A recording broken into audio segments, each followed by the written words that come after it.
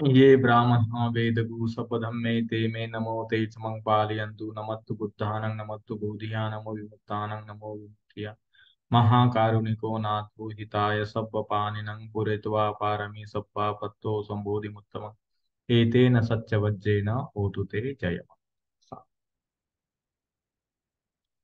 आजच्या वर्गामध्ये उपस्थित सर्वच उपासक आणि उपासिका यांचं मनपूर्वक स्वागत आहे. तर आज आपण एक नवीन वर्गाला सुरुवात करत आहोत आणि जो विषय अतिशय महत्वाचा आहे आणि तो म्हणजे प्रतित्य समुत्पाद. प्रतित्य समुत्पाद हा विषय भगवान तथागतांनी सांगितलेला आहे की अतिशय गंभीर आहे आणि त्याच्यामुळे या विषयावर आपल्याकडे फार काही असं बोललं जात नाही किंवा फार काही या विषयावर शिकवलं जात नाही. ऍक्च्युली प्रतित्य समुत्पाद हा जो शब्द आहे, ज्याप्रमाणे आर्य अष्टांगिक मार्ग हा शब्द सगळीकडे प्रचलित आहे, जसं 10 पारमिता हा शब्द सगळीकडे प्रचलित आहे, त्याचप्रमाणे प्रतित्य समुत्पाद हा शब्द सुद्धा सगळीकडे प्रचलित आहे. परंतु त्या प्रतित्य समुत्पादाच्या संबंधाने ज्या पद्धतीने उपदेश व्हायला पाहिजे किंवा ज्या पद्धतीने त्याचं एक प्रशिक्षण द्यायला पाहिजे, तसं आपल्याला फारसं काही दिसून पडत नाही. आणि त्यामुळे मला असं वाटलं की आता आपले जे काही क्लासेस अनेकांनी केलेले आहेत आणि बहुतांश आपल्या वर्गामधले बहुतांश जे उपासक उपासिका आहेत त्यांनी अनेकदा वर्ग केलेलेच लोक आहेत. तर त्यामुळे मला माझ्या मनात असा विचार आला की आपण हा वर्ग घेतला पाहिजे. कारण आता जे आपली समजण्याची जी प्रक्रिया आहे किंवा आपल्यामध्ये एक प्रकारचा जो धम्माला जाणण्याची जी इच्छाशक्ती आहे किंवा धम्माला जाणण्याची जी एक क्षमता आहे, बौद्धिक क्षमता आहे आणि भावनिक क्षमता आहे, तर ते आता थोडीशी वाढलेली आहे, ते आता थोडीशी विकसित झाली. कारण गेल्या आपण वर्ष दीड वर्षापासून सातत्याने धम्मश्रवण करीत असल्यामुळे, वेगवेगळ्या प्रॅक्टिस धम्माच्या करत असल्यामुळे आज आपल्याकडे ही एक समजदारी आलेली आहे की आपण या सूक्ष्म आणि गंभीर सिद्धांताला पण थोडं समजून घेऊ शकतो. आणि त्यामुळे आपण हा एक विषय आहे तो या ठिकाणी ठेवलेला आहे. तर प्रतित्य समुत्पाद हा विषय अतिशय महत्वपूर्ण विषय आहे. तर आधी आपण त्या शब्दाची थोडीशी माहिती करून घेऊ. तो शब्द नेमका काय आहे, त्या शब्दाबद्दल थोडंसं आपण जाणूया. तर या ठिकाणी हा जो शब्द आहे प्रतित्य समुत्पाद, आता हा मराठीमध्ये केलेला अनुवाद आहे. आणि पालीमध्ये त्याला पटिच्च समुप्पाद असं म्हणतात. आता पटिच्च समुप्पाद असे वास्तविक पाहता दोन शब्द आहेत या ठिकाणी आणि दोन शब्दांनी मिळून हा एक शब्द बनलेला आहे. तर आता पटिच्च या शब्दाचा अर्थ होतो प्रत्यय. पटिच्च या शब्दाचा अर्थ होतो काय? प्रत्यय. प्रत्यय या शब्दाचा अर्थ आपण समजू शकतो काज अँड कंडिशन्स. हा, म्हणजे जी काही कारणे असतात, काज अँड कंडिशन्स. तर त्याला भगवान तथागतांनी काय म्हटलं? हेतू प्रत्यय, हे दोन शब्द भगवंतांनी वापरलेले. हेतू प्रत्यय. म्हणून आपल्याला कोणतंही सूत्र जेव्हा आपण वाचतो, अभ्यासतो, तेव्हा आपल्याला हे दिसते को हेतू को पच्चयो भिक्खवे. म्हणजे काय हेतू आहे, काय प्रत्यय आहे. हा, की काही लोक दुःखी असतात. काय हेतू आहे, काय प्रत्यय आहे, की काही लोक सुखी असतात. की काय हेतू आहे, काय प्रत्यय आहे, की लोक कलह करतात. काय हेतू आहे, काय प्रत्यय आहे, की लोक मैत्रीने राहतात. तर या पद्धतीने जे भगवान तथागतांनी सांगितलेलं आहे की को हेतू को पच्चयो, काय हेतू आहे, काय प्रत्यय आहे. आणि असं असल्यामुळे तो शब्द अतिशय महत्वपूर्ण शब्द आहे. आता आपल्याला हेतू आणि प्रत्यय या दोन शब्दामधला फरक थोडक्यामध्ये समजून घ्यायचा आहे. तर उदाहरणाने थोडंसं ते लवकर समजायला येतं. जसं आपण पाहतो की हेतू म्हणजे एखाद्या बीजासारखा आहे. ज्याप्रमाणे आपण बीज पाहतो तर बीजासारखं हेतू हे बीजासारखं आहे. मग प्रत्यय हे त्या बीजाला उत्पन्न करणाऱ्या घटकांसारखं आहे. जसं उदाहरण दाखल आपल्याकडे बीज आहे. ज्वारी असेल, बाजरी असेल, धान असेल, सोयाबीन असेल, मुंगफली असेल, जे काय असेल ते बीज आहे आपल्याकडे. परंतु ते बीज आपण एखाद्या डब्यामध्ये भरून ठेवत असू, तर त्यामधून काही हे रोपटं वगैरे उत्पन्न होत नाही, अंकुर वगैरे उत्पन्न होत नाही. म्हणजे बीजामध्ये उगवण्याची क्षमता आहे, बीजामध्ये अंकुरण्याची क्षमता आहे. बीजाचं रोपटं होऊ शकते, एखाद्या बीजाचं झाडही होऊ शकते. हे क्षमता त्याच्यामध्ये आहे बीजामध्ये. परंतु त्या क्षमतेमुळे केवळ ते उत्पन्न नाही होताना दिसत आपल्याला. तर त्या बीजाला प्रत्यय उपलब्ध करून द्यावे लागतात. मग प्रत्यय काय आहे? तर त्या बीजाचा जो स्वभाव आहे त्यानुसार त्याला जमिनीमध्ये गाडावं लागते. म्हणजे त्याला जमीन उपलब्ध करून द्यावी लागते. नंबर एक, ती जमीन कोरडी असेल, वाळवंटासारखी असेल, जिथे कुठल्याही प्रकारच्या पाण्याचा अंश नाही अशी असेल, तर ते बीज त्या ठिकाणी उत्पन्न होणार नाही. उलट गरमीमुळे ते करपून जाईल, नष्ट होऊन जाईल. त्यामुळे पाण्याची गरज आहे, पाणी पाहिजे. परंतु एकदम दलदलीचं पाणी असेल, खूपच पाणी असेल, खूपच पाणी असेल आणि मातीचं प्रमाण कमी असेल, पाण्याचं प्रमाण जास्त असेल, तरी ते बीज सडून जाईल, खराब होऊन जाईल, उगवणार नाही. म्हणजे पाणी पाहिजे त्याला, पण प्रमाणशीर पाणी पाहिजे. जमिनीचं पण आपली एक कस असणारी कसदार जमीन पाहिजे, प्रमाणशीर पाणी पाहिजे. त्याला विशिष्ट प्रकारची हवा पण पाहिजे, हवेची आवश्यकता आहे. कारण हवेमुळे ती जमीन सुकते आणि जमीन सुकणं गरजेचं असते. आणि त्याला नंतर थोडंसं उगवलं तर त्यामध्ये जो जमिनीचा उबदारपणा आहे त्याच्यानंतर मग तो उबदारपणा म्हणजेच एक प्रकारचं तापमान, एक प्रकारचं टेम्परेचर, ही गोष्ट पण गरजेची असते. म्हणून आपण पाहतो की बीजामध्ये उगवण्याची क्षमता आहे, परंतु त्या बीजाला योग्य आणि उचित वातावरण निर्माण होणं, म्हणजे त्याला योग्य घटक उत्पन्न होणं आवश्यक आहे. तर बीज हे नैसर्गिक घटक असल्यामुळे त्याला पृथ्वी, आप, तेज आणि वायू हे चारही नैसर्गिक घटक त्याला पाहिजे असतात आणि त्याच्या अनुषंगानेच बीज रोपट्यामध्ये एक रूपांतर होतं. तर म्हणून हे आपण जाणतो की को हेतू को पच्चयो, म्हणजे काय हेतू आहे, काय प्रत्यय आहे या गोष्टीचा. आता ही गोष्ट कशी झाली, ही आपण नैसर्गिक पातळीवर रोज पाहतो आणि रोज पाहत असल्यामुळे आपल्याला ही गोष्ट समजणं कठीण नाही. आपण हे जाणतो कारण आता हजारोच्या संख्येनं शेतकरी लोक आहेत जे पावसाळा आल्यानंतर बीजाचं रोपण करतात, ते बीज उगवतात, नंतर धान्य वगैरे निर्माण करतात. तर ते त्यांना एकदम नॉर्मल गोष्ट वाटते, पण हे नॉर्मल गोष्ट नाही आहे. हे आपल्याला वाटते नॉर्मल आहे, परंतु ऍक्च्युअल मध्ये निसर्गाच्या नियमाचं ते ज्ञान आहे. निसर्गाच्या नियमाचं ते ज्ञान आहे. आता या अर्थाने आपण हेतू हा शब्द समजलेला आहे.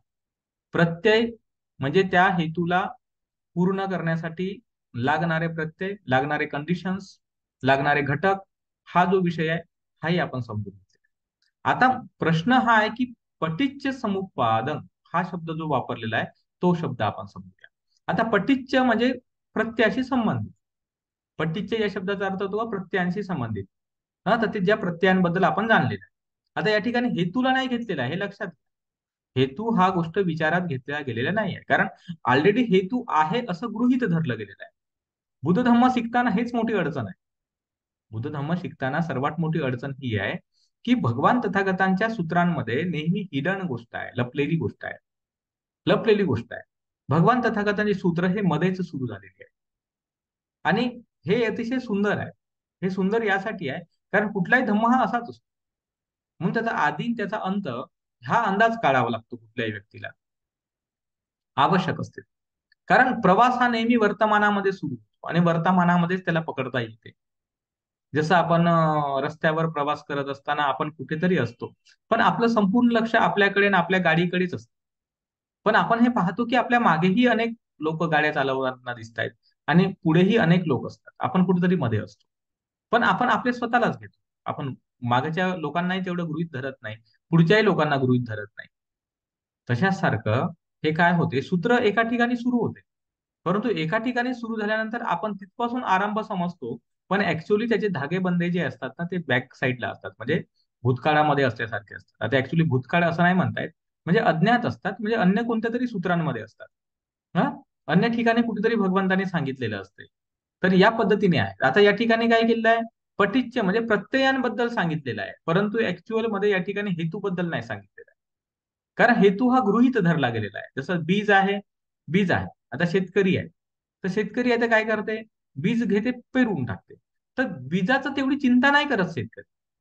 बीजांबद्दल फारशी चिंता शेतकरी करत नाही. शेतकरी चिंता करते पावसाची. शेतकरी चिंता करते जमीन नांगरणे, वखरणे या गोष्टीची.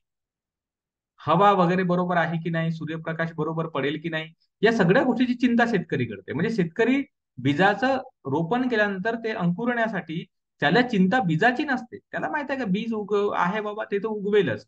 पण प्रत्यय जर त्याला बरोबर भेटले तर ते उगवेल, प्रत्यय नाही भेटले तर माझ्या बीजाचं नुकसान होऊन जाईल. म्हणजे हा विषय त्याला जास्त महत्वाचा असतो. तसं भगवान तथागताने काय केलं, हेतू हा जो विषय आहे या ठिकाणी अंतर्भूत आहे. काय आहे? अंतर्भूत आहे, इन्क्लुडेड आहे, कवर्ड आहे, याच्यामध्येच आहे. मग आता प्रत्यय या शब्दाचा अर्थ काय झाला? कॉज अँड कंडिशन्स या अर्थात. आता महत्वाचा मुद्दा याच्याही पुढे आहे. भगवंताने प्रत्यय हा शब्द को हेतू को पच्चय एवढं पुरेसं होतं, पण तरी समुत्पादन हा शब्द वापरलेला आहे. समुत्पाद हा शब्द वापरला म्हणजे काहीतरी तर विशेष आहे याच्यामध्ये. तर याच्यामध्ये अजून हे दोन शब्द आहेत. सम उत्पाद म्हणल्यावर दोन शब्द आहेत, सम आणि उत्पाद. समुत्पाद, सम आणि उत्पाद असे दोन शब्द आहेत. म्हणजे प्रत्यय हा एक शब्द, त्याच्यामध्ये इन्क्लूड हेतू हा शब्द आहे. हेतू प्रत्यय म्हणजे त्याला प्रत्यय म्हटलेला आहे, हेतू गाळला गेलेला आहे किंवा त्याच्यामध्ये इन्क्लूड आहे. पण आता समुत्पाद या शब्दामध्ये समुत्पाद असा दोन शब्द आहेत, परंतु उच्चारताना त्याला समुत्पादन असा शब्द उच्चारतात. आता सम उत्पाद या शब्दाचा काय अर्थ आहे? आता हाही अतिशय महत्वाचा अर्थ आहे.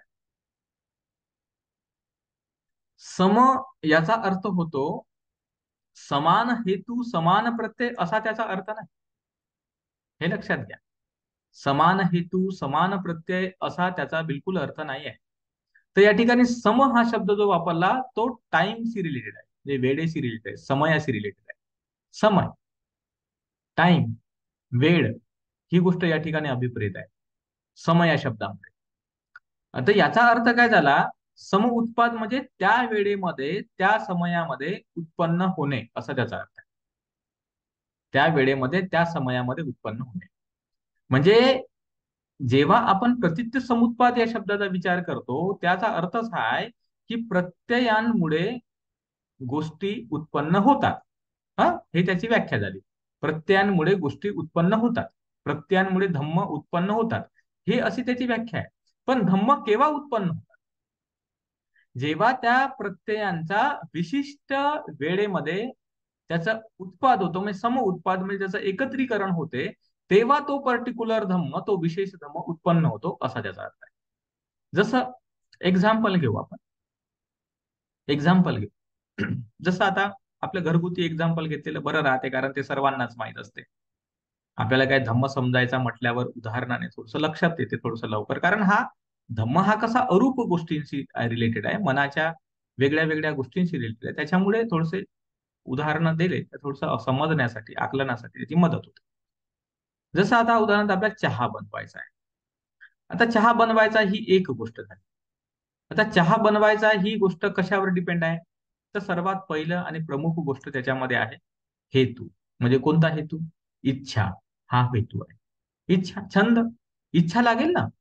जेव्हा चित्तामध्ये इच्छा उत्पन्न होईल की अरे मला चहा प्यायचा आहे बाबा, किंवा एखाद्याला वाटतं चहा बनवायचा आहे, तर जेव्हा चित्तामध्ये इच्छा उत्पन्न होते, इच्छा तर दिसणारी गोष्ट नाही आहे, परंतु ती उत्पन्न होते चित्तामध्ये, आणि चित्तात ती उत्पन्न होणे म्हणजे त्याला तो हेतू आहे, त्याला हेतू म्हणतात. दुसरी गोष्ट अशी आहे का प्रत्यय लागतील आता त्याला ती इच्छा पूर्ण करण्यासाठी, कंप्लीट करण्यासाठी. चहा नावाची गोष्ट, चहा नावाचा एक विषय, चहा नावाचा एक धर्म उत्पन्न करण्यासाठी काय लागेल? आता प्रत्यय लागेल. मग त्याच्यामध्ये अनेक प्रत्यय आहेत. त्याच्यामध्ये दूध आहे, साखर आहे, पाणी आहे, पत्ती आहे, इलायची असेल किंवा बनवणारी महिला असेल, गॅस असेल, भांडे असेल, गॅस चालू करण्याचं लायटर असेल, जे काय टॅलेंट आहे चहा बनवण्याचं ते टॅलेंट असेल, म्हणजे ते असे अनेक प्रत्यय असतात ते. तर ते अनेक प्रत्यय त्या ठिकाणी लागतात. हा दुसरा विषय झाला. आता तिसरा विषय काय? सम उत्पाद. त्या प्रत्ययांचा सम उत्पाद पाहिजे, म्हणजे at a moment, at a time, त्या वेळेमध्ये त्या समयामध्ये त्याची उत्पत्ती होणं गरजेचं आहे, हा त्याचा अर्थ आहे. म्हणजे चहा बनवत असताना जेव्हा आपण गॅस चालू करतो आणि एखादा गंज त्या ठिकाणी ठेवतो, त्यामध्ये पाणी टाकतो, तर त्याच वेळेमध्ये आपल्याला साखर, पत्ती, दूध काय बाकीचं असेल ते सर्व त्याच्यामध्ये टाकावं लागतं. पण एखाद्या व्यक्तीने म्हटलं की मी आता गंज ठेवतो आणि तासभरानंतर पाणी टाकतो, तासभरानंतर मी दूध टाकतो, तासभरानंतर मी त्याच्यामध्ये पत्ती टाकतो, त्याच्यामध्ये साखर टाकतो, तर तो चहा बनेल का? तो चहा नाही बनत. चहा बनवण्याची प्रत्यय आहेत हे बरोबर आहे, नाही का? प्रत्यय आहेत ना, घरी प्रत्यय आहेत सगळे, परंतु ते प्रत्यय त्या मोमेंटमध्ये त्या समयामध्ये कामी आणावे लागतात, तेव्हा चहा नावाची एक गोष्ट उत्पन्न होते, असा त्याचा अर्थ आहे. म्हणून शब्द कोणता वापरला? समउत्पाद हा शब्द वापरलेला. समउत्पाद म्हणजे ज्यावेळेस एखादा धम्म उत्पन्न होतो, तर त्यावेळेस त्याचे जे प्रत्यय असतात ते विशिष्ट वेळेमध्ये एकत्रितपणे आलेले असतात. आणि ते विशिष्ट पद्धतीने एकत्रित आलेले असल्यामुळे, विशिष्ट वेळेमध्ये एकत्रित आल्यामुळे, विशिष्ट समयामध्ये एकत्रित आल्यामुळे त्या धम्माची उत्पत्ती होताना आपण पाहतो, त्या गोष्टी उत्पन्न होताना पाहतो. या अर्थाने त्या शब्दाचा अर्थ आहे प्रतित्य समुत्पाद. ठीक आहे. तर आता शब्दाचा जो अर्थ आहे तो मी तुम्हाला समजावून सांगितला का नेमका हा शब्दाचा अर्थ या पद्धतीचा आहे. हा. आणि म्हणून याला इंग्रजीमध्ये मला डिपेंडंट ओरिजिनेशन, नाही का, म्हणजे एकमेकावर डिपेंड राहून किंवा एकमेकावर अवलंबून राहून उत्पन्न होणे. ठीक आहे, काही हरकत नाही. आता शेवटी प्रत्येक भाषेमध्ये अनुवाद करत असताना जशाना तसाच अनुवाद होईल याची काही शक्यता नाही, कारण प्रत्येक भाषेची आपली एक शैली आहे आणि प्रत्येक भाषा आपल्या आपल्या पद्धतीने अर्थांना प्रदर्शित करणारी आहे. काही हरकत नाही त्याच्यात. हा? परंतु आपण हे पाहतो की प्रतित्य समुत्पाद हा जो विषय आहे तो या पद्धतीचा आहे.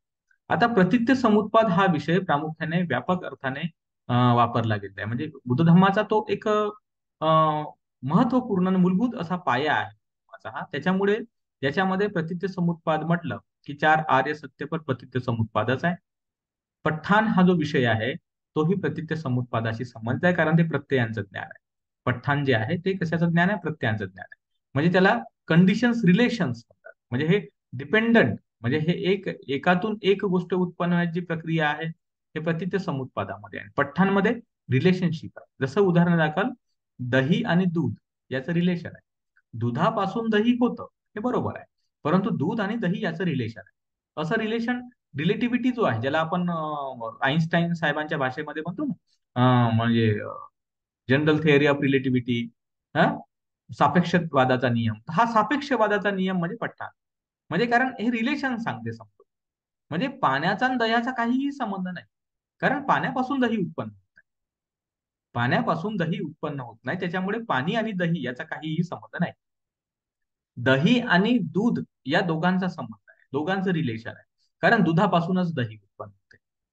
तर त्याच्यामुळे हे जे काही रिलेशनशिप जी आहे ती भगवान तथागतांनी जी सांगितलेली आहे ती अतिशय महत्वाची आहे. आणि म्हणून आपण पाहतो की संपूर्ण जनता जे वेगवेगळ्या प्रकारे दुःखात पीडित असते, पडलेली असते, याच्या मागचं एकमेव कारण असते की त्यांना प्रतित्य समुत्पाद नावाचा भगवान तथागतांनी सांगितलेला महान असा धम्म लक्षात येत नाही. का लक्षात येत नाही? त्याच्या मागे अनेक कारण आहेत. का लक्षात येत नाही? त्याच्या मागे अनेक कारण आहेत. आणि त्याच्यामुळे लक्षात न आल्यामुळे, लक्षात येत नसल्यामुळे लोक काय करतात? प्रतित्य समुत्पाद या विषयावर चिंतनही करत नाहीत, मननही करत नाहीत, त्याच्यावर कोणी बोलतही नाही, त्याच्यावर कोणी अभ्यासही करत नाही. कारण त्यांना वाटतं का काय करायचं आहे याचा, म्हणजे त्याचं इम्पॉर्टन्स समजत नाही ना. ते शब्द जे वापरलेले आहेत ज्या पद्धतीने भगवंतांनी सांगितलेले त्याला ते लक्षातच येत नाही का ते शब्द नेमके आहेत काय ना, कशासाठी आहेत ते. आणि त्याच्यामुळे चार आहार्य सत्य, प्रतित्य समुत्पाद, पठ्ठाण हा विषय बुद्ध धर्मातला गाभा आहे, बुद्ध धर्मातली मूलभूत शिकवण आहे, परंतु अशा प्रकारे दुर्लक्षित आहे का जसं काही ती भगवान बुद्धांनी शिकवलीच नाही. अशा प्रकारे दुर्लक्षित आहे. फक्त होऊ शकते सुत्त पठणाच्या वेळेस त्याचा उपयोग केला जाऊ शकतो. चार आर्य सत्य, सुत्त पठण, प्रतित्य समुत्पाद, सुत्त पठण, पठ्ठाण, सुत्त पठण. सुत्त पठणासाठी त्याचा उपयोग होऊ शकतो, परंतु ऍक्च्युअल मध्ये सुत्त पठण आहे का ते?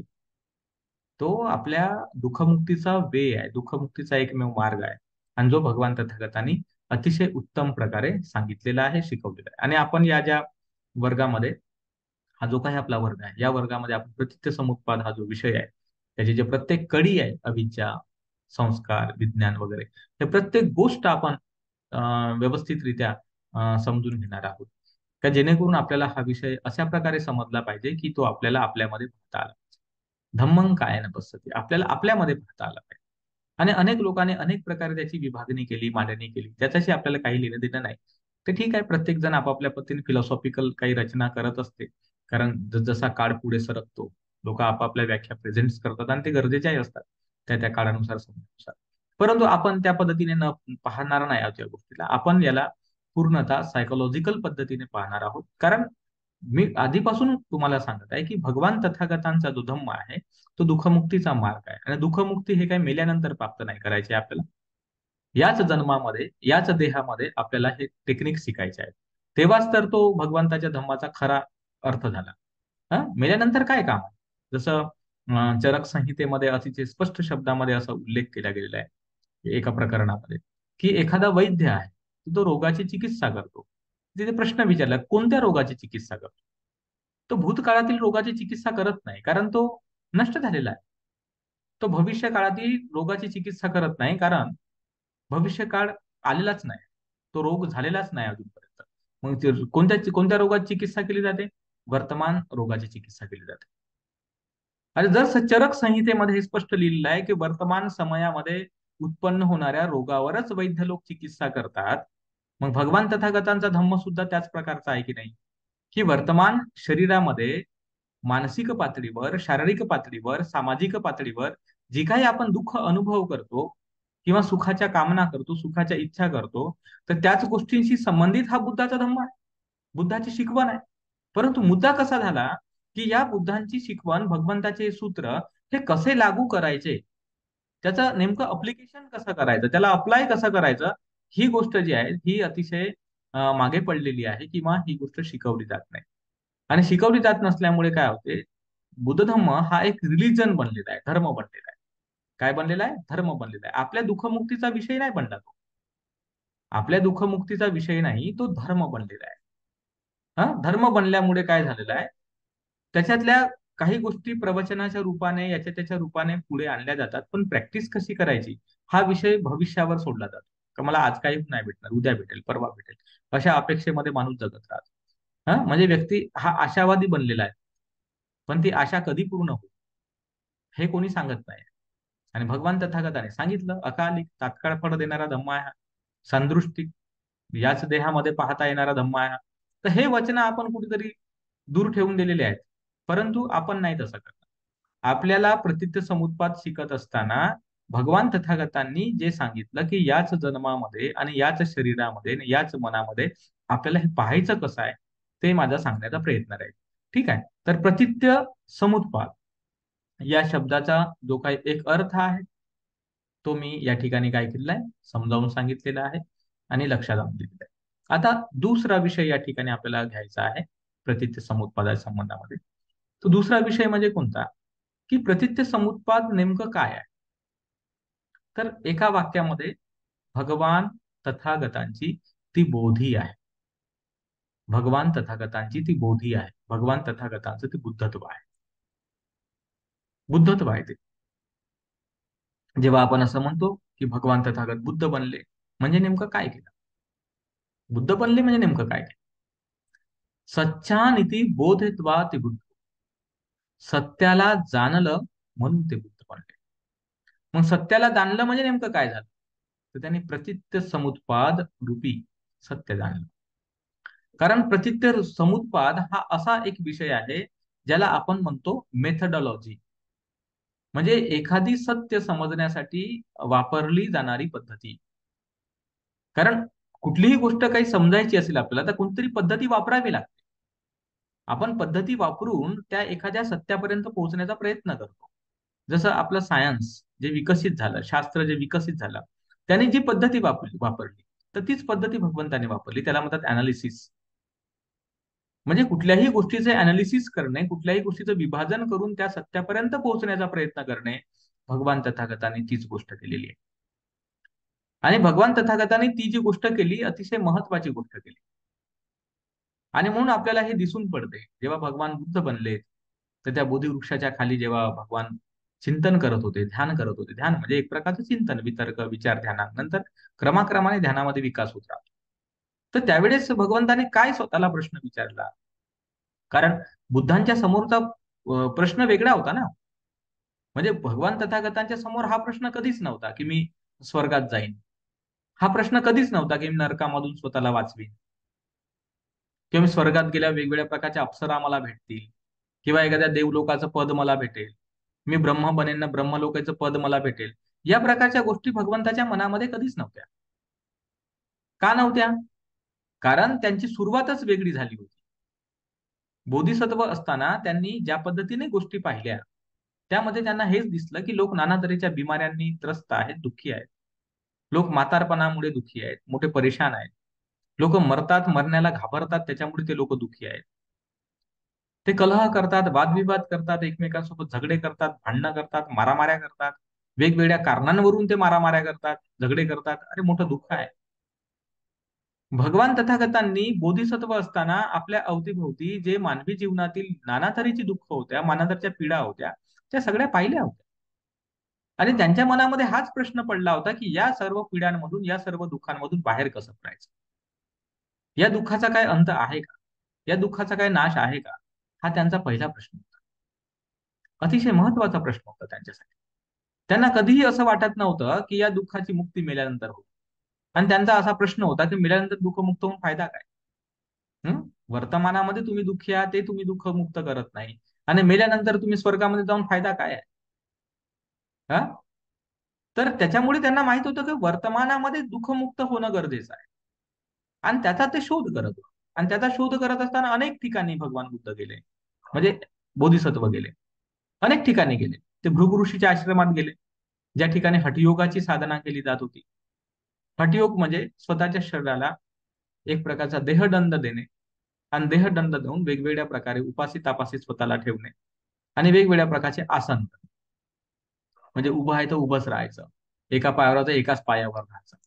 हा, या पद्धतीने त्या गोष्टी होत होत्या. त्यांनीही प्रॅक्टिस केली. आल्हार कलाम यांच्याकडे गेले, उद्धक रामपुत्त यांच्याकडे गेले किंवा अन्य कोणते बाकीचे गुरु असतील तर त्याही ठिकाणी ते गेले, त्यांच्यासोबत डिस्कशन केलं, चर्चा केल्या आणि त्यांनाही काही प्रश्न विचारले, त्यांचेही काही उत्तरं ऐकले असतील. आता सगळ्याच गोष्टींचा लेखाजोखा आपल्याला भेटत नाही, पण प्रवास जो आहे तो दिसतो, तर त्या अर्थी तिथे झालंच असेल. पण त्यांना कुठेही समाधान नाही भेटलं, कारण मानवांच्या वर्तमान जीवनामध्ये उपभोगल्या जाणाऱ्या, भोगल्या जाणाऱ्या दुःखांबद्दल कोणी कधी बोलतच नव्हता. सर्वजण जे बोलायचे ते आध्यात्मिक दुःखमुक्तीबद्दल बोलायचे. सर्वजण बोलायचे ते कधी स्वर्ग लोकांबद्दल बोलायचे, कधी नरक लोकाबद्दल बोलायचे, कधी देवलोकात उत्पन्न होण्याबद्दल बोलायचे, ब्रह्मलोकात उत्पन्न होण्याबद्दल बोलायचे. ज्या गोष्टी कधी कोणी पाहिल्याही नव्हत्या, ज्या गोष्टी कधी जाणल्याही नव्हत्या, ते एक प्रकारच्या कल्पना विलासामध्ये लोक राहायचे आणि त्याच्यासाठी नाना तऱ्हेच्या साधना, नाना तऱ्हेचे उठाठेव करताना ते दिसत आहेत. म्हणून भगवंताला वाटलं, म्हणजे बोधिसत्वाला वाटलं की अरे हा काय प्रकार चाललेला आहे. आणि म्हणून भृगु ऋषीचा आश्रम सोडला, उपास तापास करणं सोडून दिलं. त्यांनी चांगलं पाणी पिणं सुरू केलं, जेवण करणं सुरू केलं. त्यांना माहित होतं की शरीराला काही गरजा आहेत, अन्न, पाणी, वस्त्र, निवारा, आरोग्य, या अनेक चांगल्या गरजा आहेत. त्या गरजा पूर्ण होतील तरच शरीर ताजतवानं राहील. ताजतवानं राहील तर मन चांगलं काम करेल, मन चांगलं काम करेल तर ज्ञानापर्यंत पोहोचता येईल. आणि त्यांना हे लक्षात आलं. लक्षात आल्यावर त्यांनी भृगु ऋषीचा आश्रम सोडून दिला. हा, आणि ते म्हणाले की नाही आता. आणि सुजाताकडून खीर वगैरे ग्रहण केली, थोडस ताजतवाना अनुभव केलं, भोजन ग्रहण केलं, थोडं बळ आलं शरीरामध्ये. आणि परत काही दिवस पुरेल एवढं अन्न त्यांनी जमा करून ठेवलं, किंवा त्यांना कोणी आणून देणारा व्यक्ती असेल. आणि नंतर मग त्यांनी ध्यान सुरू केलं बोधिवृक्षाखाली. त्याला बोधिमंड म्हणतो आपण, किंवा वज्रासन म्हणतो तिथे. आणि ध्यान सुरू केल्याच्यानंतर त्यांनी पहिल्यांदा स्वतःला प्रश्न हेच विचारले. काय विचारले? की काय प्रत्यय आहे, काय हेतू आहे की या जगामध्ये जरामरण आहे. आता जरामरण या शब्दाचा अर्थ खूप मोठा आहे. जरा म्हणजे पाकट होणारी जरा, परिच्छिन्न होणारी जरा, मरण वगैरे, दुःख, शोक, भय, या अनेक गोष्टी त्याची व्याख्या आपण पाहणारच आहोत नंतर. तर ते आहे. तर काय कारण आहे, काय हेतू आहे की हे आहे. मग त्यांच्या लक्षामध्ये आलं की जाती पच्चय, का जन्म आहे म्हणून हे आहे. अरे जन्मच नसता तर हे पॉसिबल नव्हतं, जरा मरण. आता प्रश्न असा पडतो की जेव्हा भगवान तथागताने हा शब्द वापरला, आपण म्हणतो अरे जन्म म्हणजे या शरीराचा जन्म पकडतो, जरा मरण पकडतो, हे बरोबर आहे, काही चूक नाही. परंतु फिजिक्सचा महान माणूस स्टीफन हॉकिन्स याने ब्रीफ हिस्ट्री ऑफ टाइम नावाचं जेव्हा पुस्तक लिहिलं, तर त्यामध्ये त्यानं एक अतिशय महत्वाचा विषय मांडलेला आहे. तर त्या ठिकाणी म्हणतो की थर्मोडायनामिक एरो ऑफ टाइम, जो थर्मोडायनामिक एरो जो आहे वेळेचा किंवा समयाचा, त्याचा स्वभाव काय आहे? त्याचा स्वभाव आहे की प्रत्येक ऑर्डर्ड वस्तू, जे व्यवस्थित असणारी वस्तू, हे नेहमी डिसऑर्डर कडे जाणारी असते, असं त्याचं मत आहे. म्हणजे त्यांचं म्हणणं आहे की कुठलीही गोष्ट जर आपल्याला व्यवस्थित दिसत असेल, एक रचनाबद्ध दिसत असेल, परंतु त्याचा तो स्वभाव, त्याची ती गोष्ट हे मात्र विखरण्याकडे जाणारी असते, ती विखरलीच जाते. त्याचा तो प्रवास आहे, त्याचा तो एक त्याच्यामध्ये ती गती आहे. जसं एखादी ग्लास आहे, जरी ते ऑर्गनाइज दिसत आहे, व्यवस्थित दिसत आहे, पण त्याची गती हेच आहे की ते फुटणार आहे. आज नाही, उद्या नाही, कधी ते फुटेल. 2 वर्षां, 10 वर्षां, 50 वर्षां, 100 वर्षां, कधी नाही कधी ते फुटेलच. त्याचा जो स्वभाव आहे तो तसाच गतिशील आहे, की त्या दिशेनेच ते वाटचाल करत आहे. म्हणून त्याला एरो म्हटलेलं आहे. त्याची एक दिशा आहे, ऑर्डर टू डिसऑर्डर ही त्याची दिशा आहे. परंतु त्याने म्हटलं का डिसऑर्डर्ड गोष्टी ऑर्डर्ड बनत नाहीत, हे लक्षात घ्या. म्हणजे एखादा फुटलेला जो ग्लास आहे तो जशाना तसा पूर्ववत होऊ नाही शकत. ते पॉसिबल नाही आहे. ते पॉसिबल नाही, ते शक्य नाही. त्या त्या डिसोल्यूट झालेल्या गोष्टींना, म्हणजे जी गोष्ट विभक्त झालेली आहे किंवा जी गोष्ट बदललेली आहे, तर ती गोष्ट पूर्वावस्थेमध्ये येत नाही. त्या बदललेल्या गोष्टीच्या आधाराने एक नवीन रूपामध्ये उत्पन्न होऊ शकते. जसं उदाहरणार्थ, ग्लास आहे, तो फुटला. हे फुटणं हे त्याचं दुसरं रूप आहे. पण त्या फुटलेल्या ग्लासाला जर कोणतं जोडलं गेलं तर ते त्याचं तिसरं रूप झालेलं आहे. ते पूर्वीचं रूप नाही झालं, ते तिसरं रूप झालं. किंवा विखरलेले काच जिकडे तिकडे पसरलेले आहेत, हे त्याचं तिसरं रूप झालेलं आहे. आणि यालाच भगवान तथागताने काय म्हणलं, रिबर्थ. रिबर्थ, परिवर्तनाचा सिद्धांत, पुनर्भवाचा सिद्धांत. का गोष्टी अस्तित्वात या प्रकारे येत आहेत. म्हणजे त्या त्या काय होत आहेत की ग्रुप ग्रुप होत आहे. Group, डिसोल्यूट, regroup. म्हणजे गोष्टी ग्रुप असतात, एकत्रित आलेल्या असतात, नंतर त्या डिसोल्यूट होतात, विभक्त होतात, आणि विभक्त आल्यानंतर परत त्याचा रिग्रुप होतो. तर हा रिग्रुप पूर्वीसारखा होत नाही, तो वेगळ्या पद्धतीचा रिग्रुप होतो, परंतु तो होतो. ही प्रक्रिया अशा पद्धतीने काम करते. स्टीफन हॉकिन्सने सुद्धा आधुनिक काळामध्ये सायंटिफिक लँग्वेजमध्ये ही गोष्ट काय केली, मांडलेली आहे. आणि म्हणून भगवान तथागतांनी पण काय पाहिलेलं आहे, की जिथे जन्म होईल, ज्या ठिकाणी गोष्ट उत्पन्न होईल, म्हणजे ऑर्डर्ड असेल, व्यवस्थित असेल, तर तिचा स्वभावच हा राहील की ती जरेने ग्रस्त होईल. म्हणजे ती जुनी पुराणी होऊन जाईल, नंतर मरून मरून जाईल, म्हणजे डिस्ट्रॉय होऊन जाईल. हा, या प्रकारची भगवंताने गोष्ट सांगितली. म्हणजे हा एक जो प्रकृतीचा नियम, जो स्टीफन हॉकिन्स आताच्या काळामध्ये सांगत आहेत, आणि ज्या सिद्धांताला सर्व मान्य सायंटिफिकली लोक मानतात, तर किती महत्वाची गोष्ट आहे ती. त्यांनी, स्टीफन हॉकिन्सने दुसरा सिद्धांत हाही मांडलेला आहे की सायकोलॉजिकल सिद्धांत काय आहे, काळाकडे जाणारा सायकोलॉजी सिद्धांत. कारण आपलं मन हे पूर्व स्मृतींना उजाळा देणार असतं, पूर्व गोष्टी स्मृतीमध्ये, आठवणीमध्ये असतात. म्हणूनच आपण त्याला रिकॉल करू शकतो, त्याला आठवू शकतो. जर त्याची स्मृतीच नसेल तर आपल्याला आठवता येणं शक्य नाही. म्हणून मनाचा स्वभाव हा भूतकाळामध्ये जाणं आहे, भूतकाळाची लिंक जोडणं आहे. म्हणजे जसं जसं मानवी मन हे वर्तमानामध्ये आहे, त्याचप्रमाणे मानवी मन हे भूतकाळाचा सुद्धा विचार करू शकते, आणि मानवी मन हे भविष्य काळाचा सुद्धा विचार करू शकते. मग त्याच तत्वाने भगवान तथागताने काय केलं, जाती जाती म्हणजे एखादी गोष्ट उत्पन्न होत आहे, पण ती उत्पन्न झालेली जी गोष्ट आहे ती काय होऊ शकते, जरा जीर्ण होऊ शकते, हे बरोबर आहे. परंतु ती उत्पन्न झालेली जी गोष्ट आहे तिचाही काहीतरी भूतकाळ असला पाहिजे ना. मग भगवंताने प्रश्न विचारला ना, को जाती, जन्म काय आहे आणि त्याचा प्रत्यय काय आहे. भव पच्चय जाती, भव हा त्याचा प्रत्यय आहे. मग भव प्रत्यय आहे म्हणजे पूर्वी गोष्टी अस्तित्वामध्ये होत्या, म्हणूनच ही गोष्ट उत्पन्न झाली. पूर्वी जर गोष्टी अस्तित्वातच नसत्या, ही गोष्ट उत्पन्न झालीच नसती, असा त्याचा अर्थ आहे. तर म्हणून आपण पाहतो की भगवान तथागतांनी बोधिवृक्षाच्या खाली जे बसून या पद्धतीने जे चिंतन केलं, या पद्धतीने चिंतन केलं, आणि त्या चिंतनाचा जो प्रभाव आहे तो इतका मोठा मोठा मोठा होत गेला, की म्हणून भगवान तथागतांनी म्हटलेलं आहे सिन्स पावन याच्यामध्ये, सूत्रामध्ये, की भगवान तथागतांनी एवढं सत्य जाणलेलं आहे, जे या जंगलामध्ये असणाऱ्या झाडांवर पानं आहे, एवढं सत्य भगवंताने जाणलेलं आहे. बघा, विचार करा तुम्ही, का भगवंताने ज्ञान किती जाणलेलं आहे. परंतु भगवान म्हणतात की मी ते सांगितलं नाही, कारण ते निब्बाणासाठी सहाय्यक नाही. निब्बाणासाठी सहाय्यक नाही, तर मग सांगून काय फायदा. उलट कन्फ्युजन वाढलं असतं, वेगवेगळी चढाओढ वाढली असती. म्हणून भगवान म्हणतात की मी तेवढंच सांगितलं जेवढं तुमच्यासाठी गरजेचं होतं. दुःख, समुदय या पद्धतीने मी छोटस सांगितलं, कारण तेवढंच तुमच्या कामाचं आहे, आणि तेवढंच त्रिपिटक आपल्याला पाहायला भेटते. आज आपण पाहतो की ज्या पद्धतीने 400 वर्षामध्ये सायन्सचा विकास झाला, किती मोठ्या टेक्नॉलॉजीज आणि किती मोठ्या गोष्टी निर्माण होऊ शकल्या त्या ज्ञानाच्या भरोशावर. अशाच सारखं आपण पाहतो की पूर्वीच्याही काळामध्ये नागार्जुन हे रसायनशास्त्रामध्ये तज्ज्ञ व्यक्ती होते, किंवा जीवक हे आयुर्वेदामध्ये तज्ज्ञ व्यक्ती होते. चरक झालं, किंवा जे आपले अष्टांग हृदय नावाचं लिहिणारे जे वाग्भट आहेत ते झालं, हे बुद्धिस्ट लोक होते सगळे. वाग्भट तर स्पष्ट बुद्धिस्ट व्यक्ती होता, त्याच्या पुस्तकातच दिसते. मग वाग्भटांना एवढं आयुर्वेदात ज्ञान कसं काय आलं, कुठून आलं, कुठून आलं? कारण जीवकांची ती परंपरा होती ना, जीवकाच्या परंपरेतून ते आलेलं ज्ञान होतं. पण आज आपल्याला ते अवेलेबल नाही आहे. नागार्जुनांना केमिस्ट्रीचं ज्ञान कुठून आलं, का कोणत्या गोष्टीचं एकत्रीकरण केल्यामुळे कोणती गोष्ट निर्माण होऊ शकते, हे ज्ञान त्यांना कुठून आलं? कुठून तरी तर आलंच असेल ना. हा, तर म्हणून आपण नालंदा, तक्षशिला असे अनेक विद्यापीठ आपण पाहतो, ज्या विद्यापीठांमध्ये लाखोच्या संख्येने विद्यार्थी शिकायचे. किती वेगवेगळ्या प्रकारचं ज्ञान हे बुद्धाच्या वचनांच्या माध्यमाने काय झालं, विकसित झालं होतं, वाढलं होतं, मोठं बनलं होतं. जसं आज आपण पाहतो सायंटिफिक सिद्धांताच्या भरोशावर आज वेगवेगळ्या प्रकारचं नॉलेज, ज्ञान उपलब्ध झालं. त्याचप्रमाणे बुद्धाच्या ज्ञानाच्या भरोशावर अनेक प्रकारचं ज्ञान शाखा उत्पन्न झाल्या होत्या. पण आपलं एक प्रकारे ते नष्ट झालं मुस्लिमांच्या आक्रमणांमुळे. मला जाणून बुजून ब्राह्मणांनी किंवा ब्राह्मणी व्यवस्थेला जपणाऱ्या राजांनी सगळं नष्ट करून टाकले. पुस्तकं म्हणा, बुद्ध वचनं म्हणा, भिक्षू म्हणा, भिक्षूंची प्रतीकं म्हणा. बरं झालं ते लेण्या बिण्यांच्या माध्यमातून थोडंफार आपल्याला काहीतरी पाहायला भेटते, त्या ठिकाणचे काही अर्थबिर्थ आपल्याला लावण्याचा प्रयत्न आपण करतो. पण ते नाही समजू शकत आपल्याला का नेमकं त्याच्या मागची भूमिका काय.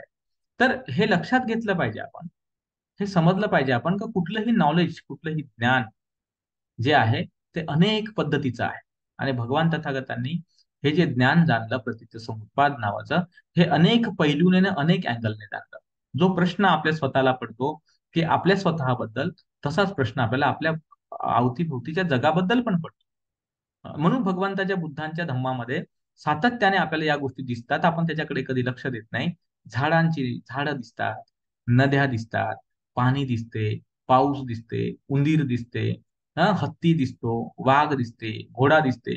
म्हणजे भगवान तथागतांनी निसर्गाच्या अवतीभोवती जे घटक दिसतात, त्या घटकांची तुलना करून करून धम्म शिकवलेला आहे. म्हणजे भिक्षूंना सांगितलं का जे बाहेर सत्य आहे ना, तेच सत्य तुमच्यामध्ये आहे. जे तुमच्यामध्ये सत्य आहे ना, तेच सत्य बाहेर आहे. आणि सत्य ही अशी गोष्ट आहे जी इंटर रिलेटेड आहे, एकमेकांशी संबंधित आहे. आणि आता काय झालेलं आहे, आता प्रश्न असा पडलेला आहे बुद्ध धम्माबद्दल, की बुद्धांचं वचन जे आहे ते आपण, जे हे नैसर्गिक बॉडी आहे ना, आपलं जे आपलं शरीर जे बनलेलं आहे, समजा जसं मी बीजाचं उदाहरण दिलं, तर बीज प्रफुट्टित व्हायला, अंकुरित व्हायला पृथ्वी, आप, तेज आणि वायू हे चारही घटक कारणीभूत असतात. म्हणजे नैसर्गिक घटक कारणीभूत आहेत, कारण ती निसर्गाची उपज आहे. त्यासारखं मानवी शरीर हे नैसर्गिक घटक आहे. मानवी शरीर जे आहे ते नैसर्गिक घटक आहे. आणि नैसर्गिक घटकांच्या आणि वातावरणाच्या अनुषंगानेच त्याचा विकास झाला. आणि म्हणून ही गोष्ट आपल्याला सातत्याने प्रभावित करत राहते. आपण सातत्याने बाह्य जगाबद्दल काहीतरी शिकण्याचा नेहमी प्रयत्न करत राहतो. आज वेगवेगळ्या प्रकारचे सायंटिस्ट होऊन गेले, त्यांनी सदैव बाह्य जगाबद्दल काहीतरी शिकण्याचा प्रयत्न केलेला आहे. आणि सातत्याने ते शिकत राहतात. मंगळ ग्रह, वेगवेगळ्या प्रकारचे ग्रह, गोल वनस्पती, वेगवेगळ्या प्रकारचे प्राणी, वेगवेगळ्या प्रकारचे जमीन, पाणी, अनेक प्रकारच्या गोष्टींचं ज्ञान हा मनुष्य कळत नकळतपणे घेत राहतो. कारण त्याच्यामध्ये तो एक इंटरनल स्वभाव आहे. जसा तो स्वतःबद्दल जाणण्याचा त्याला स्वभाव आहे, तसाच जगाबद्दल जाणण्याचा सुद्धा त्याचा स्वभाव आहे. पण आता मुद्दा काय झाला, जसजसे मानवी संबंध गुंतागुंतीचे बनत गेले, जसजशा मानवी गरजा, मानवाच्या इच्छा या गुंतागुंतीच्या बनत गेल्या, त्याचं संपूर्ण जीवन हे पैशावर आधारित बनत गेलं, सत्तेवर आधारित बनत गेलं, वेगवेगळ्या मानवी संबंधांवर आधारित बनत गेलं, तसतसा त्याचा संबंध जो आहे तो नैसर्गिक नियमांपासून दूर होत गेला. आणि त्याच्यामुळे काय होते, या नैसर्गिक नियमांच्या संबंधामध्ये जेव्हा कधी काही शिकण्याचा आपण प्रयत्न करतो, तर आपल्याला काय वाटतं, हे खूप अवघड आहे, हे कठीण आहे, अशा पद्धतीचं आपल्याला वाटते. आणि असं वाटत असल्यामुळे आपण त्या गोष्टीला त्या पद्धतीने पाहत नाही, ज्या पद्धतीने ते ऍक्च्युली आपल्यामध्ये आहे. तर म्हणून प्रतित्य समुत्पाद हा जो विषय आहे, तो इतका गंभीर कशामुळे आहे, कारण प्रतित्य समुत्पाद हा अशा विषय आहे, जो विषय या जगाच्या रहस्यांना उलगडणारा विषय, रहस्यांना उलगडणारा विषय. आता तुम्हाला वाटेल का रहस्यांना का उलगडण्याची गरज आहे, रहस्यांना उलगडण्याची गरज का आहे? याच्या मागचं कारण आहे की पूर्वीपासूनची परंपरा ही चालत आलेली आहे, की नथिंग नथिंग काहीच नव्हतं, तिथूनच काहीतरी निर्माण झालं. मग हा जो परमेश्वर आहे, पराप्राकृतिक तत्व आहे, तर त्याच्यातूनच संपूर्ण ब्रह्मांडाची निर्मिती झाली वगैरे, अशा प्रकारची एक जी भाषा शैली आहे, ती आपल्याला अनेक प्राचीन साहित्यामध्ये आढळून येते. परंतु भगवान तथागतांना सुद्धा हा प्रश्न पडलाच होता ना त्याही काळामध्ये. की ज्याप्रमाणे लोक बोलत आहेत बाबा ईश्वर परमेश्वरापासून काहीतरी निर्माण झालं, तर तसंच खरंच निर्माण झालेलं आहे का, की तसं काही नाही का?